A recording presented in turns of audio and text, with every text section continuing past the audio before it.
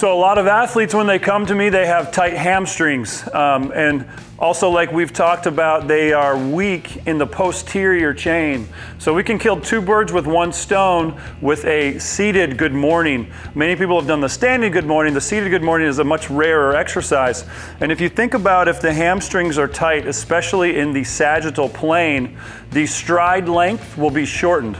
So if Scott lifts his leg like he's running, if you can imagine the hamstring is going to prevent that length of the stride from happening. So anything over 5 yards, it won't affect necessarily acceleration, but it will affect top speed, 5 yards and beyond. So a football player breaking a play open or running down a fast break, if your hamstrings are tight, it's going to slow you down.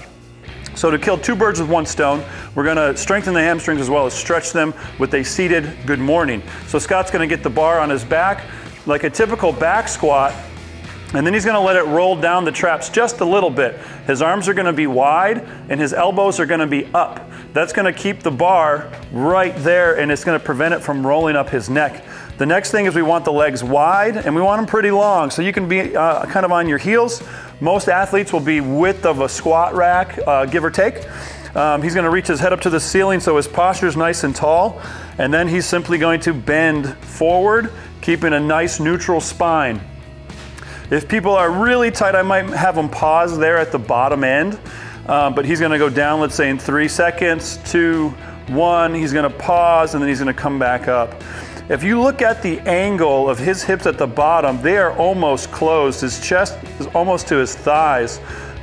If you were standing, imagine my chest going to my thighs. That's a big stretch in the hamstrings.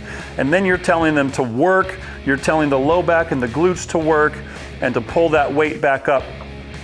This is a great exercise, an assistance exercise for people who have weak or tight hamstrings and who are also weak in the hamstrings as well as just weak in the low back. This is the seated good morning.